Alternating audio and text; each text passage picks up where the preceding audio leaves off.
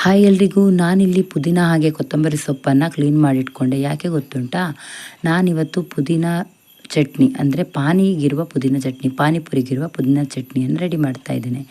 ನಾನಿಲ್ಲಿ ಒಂದು 3 ಕಟ್ಟಷ್ಟು ಪುದೀನ ಸೊಪ್ಪು ಹಾಗೆ ಒಂದು 3 ಕಟ್ಟು ಕೊತ್ತಂಬರಿ ಸೊಪ್ಪನ್ನು ಕ್ಲೀನ್ ಮಾಡಿ ಚೆನ್ನಾಗಿ ತೊಳೆದಿಟ್ಕೊಂಡೆ. ಅದರೊಟ್ಟಿಗೆ ನಾನೊಂದು 10ರಿಂದ 15 ಬೆಳ್ಳುಳ್ಳಿ ಹಾಗೆ ಒಂದು 3 ಇಂಚಷ್ಟು ಶುಂಠಿ, 1 ಚಮಚದಷ್ಟು ಜೀರಿಗೆ ಮತ್ತು ಒಂದು 20 ಹಸಿಮೆಣಸನ್ನು ಸೇರಿಸ್ತಾ ಇದ್ದೇನೆ.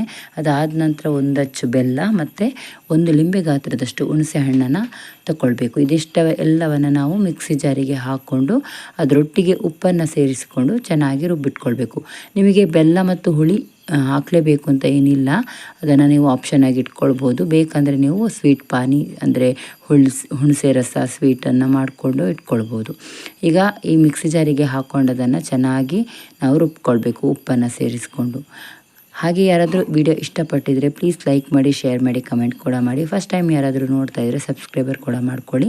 ಇದು ಚಟ್ನಿ ರೆಡಿ ಮಾಡಿಟ್ಕೊಂಡ್ರೆ ನಿಮಗೆ ಬೇಕಾದಾಗ ಪಾನಿನ ರೆಡಿ ಮಾಡ್ಕೊಳ್ಬೋದು. ಪಾನಿಗೆ ನೀವು ಅಷ್ಟೇ ಏನಂದರೆ ಬ್ಲ್ಯಾಕ್ ಸಾಲ್ಟ್ ಮತ್ತು ಚಾಟ್ ಮಸಾಲ ಹಾಕ್ಕೊಂಡ್ರೆ ನಿಮಗೆ ಪಾನಿ ರೆಡಿ ಆಗ್ತದೆ. Thank you.